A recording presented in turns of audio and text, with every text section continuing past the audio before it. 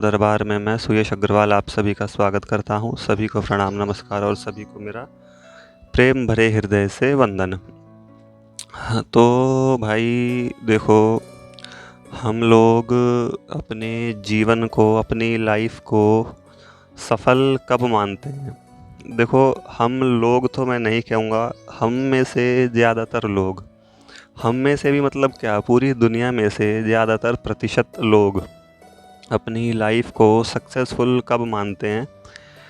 मतलब एक साधारण सी छोटी सी परिभाषा में बता देता हूँ कि भाई हम पैदा हुए, अच्छी खासी पढ़ाई कर ली, उसके बाद क्या हुआ, अच्छी खासी नौकरी लग गई, कमाने लगे, शादी हो गई, बीवी आ गई, बच्चे हो गए, फिर उनमें लग गए और फिर मृत्यु, बस और क्या। फिर जितना समय बचा बीवी बच्चों में, घूमने फिरने टहलने में, इधर उधर ये सब करते हुए हमने अपना पूरा समय निकाल दिया और फिर मृत्यु। तो साधारणतः लोग इसी चीज़ को कहते हैं कि हाँ भाई, you are a successful man, कि हाँ आपने अपने जीवन को एक सफलता से जिया है, आप सफल आदमी हो। तो यदि आपकी भी बुद्धि आपकी भी बुद्धि यदि मतलब वीडियो देखने वालों की जिन जिन तक वीडियो मेरी पहुंच रही है, मैं नहीं जानता इस वीडियो को कौन कौन लोग देखेगा, कौन कौन लोग सुनेंगे। तो यदि यही बुद्धि आपकी भी है, मतलब व्यूअर्स की, कि इसी चीज़ को सफलता कहते हैं, तो भाई ये वीडियो यहीं पर छोड़ दो। मैं सच में कह रहा हूँ, क्योंकि इसके बाद आपको समझ में नहीं आने वाली। यार देखो, मैं, आपको पता है, आप वीडियो मेरी देखते होंगे नहीं देखते होंगे, चैनल पर आकर पता चल रहा होगा, अध्यात्म से संबंधित ही मैं अपने विचार और अपनी वीडियो जो है ये बनाता हूँ। तो यहाँ पर इन चीज़ों का, ऐसी संसारिकता का कोई काम धाम है नहीं।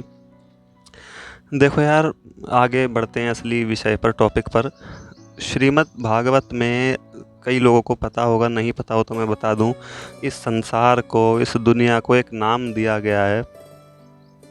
क्या कहा गया है? दुखालय, सुखम, ये नाम श्रीमद् भागवत में इस संसार को दिए गए हैं।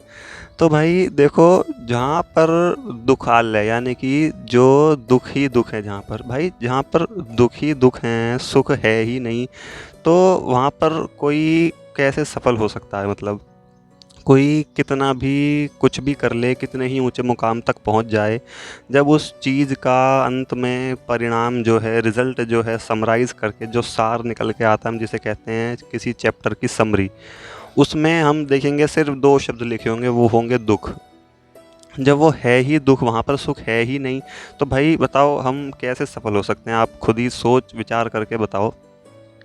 और यदि हमें ऐसा लग रहा है कि हाँ भाई, यहाँ पर सुख है, या यहाँ पर खुशियाँ हैं, आनंद है, या ये है, वो है, कुछ भी है, तो वो हमें, हमारा सिर्फ भ्रम है, हमारी भ्रांति के कारण हमें लग रहा है, क्योंकि यहाँ है ही नहीं। जब इस चीज़ का, जगह का नाम ही दुखालय है, तो आप सोचो सुख यहाँ कैसे हो सकता है?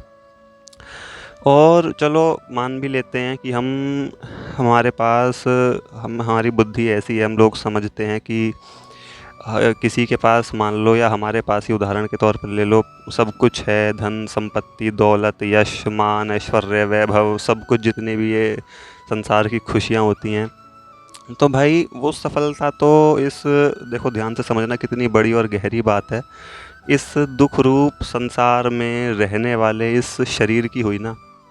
और शरीर तो कैसा है? एक बुलबुले की तरह है, सभी को पता है। देखो, अभी फूला और अभी फूटा, जीवन इतना ही होता है मनुष्य का। और ये तो सब कहने की बात है, 60-70 साल लंबे होते हैं, ये होता है, वो होता है। यदि ऊंची दृष्टि से, एक मुख्य सार दृष्टि से देखा जाए, तो अभी शुरू हुआ और अभी ख़त्म हुआ, इतना ही जीवन होता है। तो ये सफलता भी तो इस शरीर की हुई ना।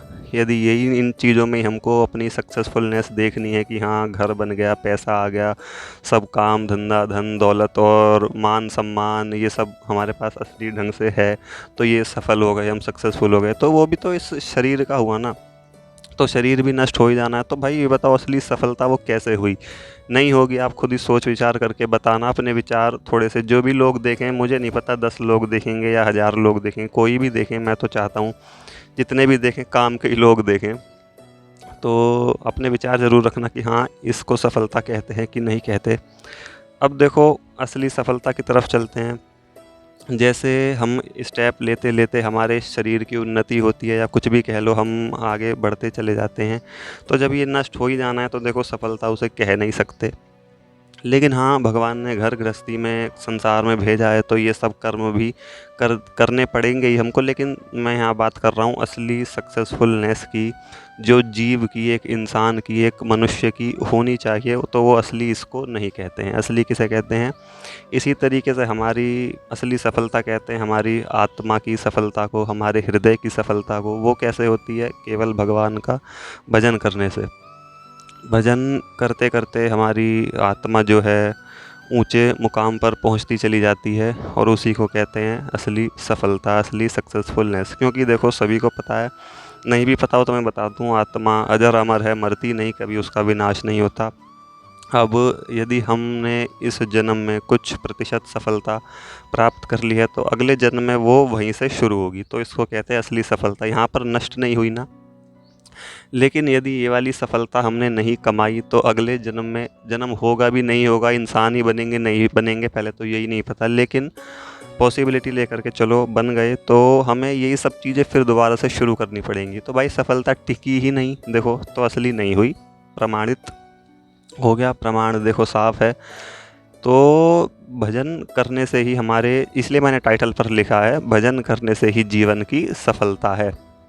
और यही सफलता प्राप्त करने के लिए हम इस संसार में आए हैं। हमारा प्रयास रहना चाहिए सक्सेसफुल होकर ही हम यहाँ से जाएं। तो कोशिश करें हम कि ज़्यादा से ज़्यादा श्री भगवान का ध्यान करें, उन्हीं का भजन करें, उन्हीं के नाम का जाप करें। तो हमारी आत्मा जो है, असली जीव जो हैं, असली मतलब असलियत हमारी जो है, वो तत्व हमारा सफल होता चला जाएगा। और साथ के साथ देखो मज़े की बात है, जब हम भगवान का भजन करते हैं, भगवान देखते हैं कि हाँ भाई ये घर गृहस्थी वाला है, तो वो अपने आप ये सब चीज़ें उसकी आवश्यकता अनुसार पूरी करते रहते हैं संसारिकता में भी। ऐसी बात नहीं है, भगवान केवल भक्ति में ही लगाए रखते हैं। देखो भाई सबको पता है कि रोटी तो खानी है ही है, तो भगवान फिर उसके हिसाब से उसकी संसारिकता की पूर्ति, कामना पूर्ति भी करते रहते हैं अपने आप ही। लेकिन उस चीज़ को सफलता नहीं कहते हैं, वो तो सिर्फ आवश्यकता पूरी करने के लिए भगवान ऐसा करते हैं। असली सफलता क्या है? हमारी आत्मा जो भगवान का भजन करती है, वो सफलता कभी नष्ट नहीं होती, वो चलती चली जाती है, बढ़ती चली जाती है। तो चलिए, सभी को मेरा श्री गौरी शंकर सीताराम, राधा श्याम।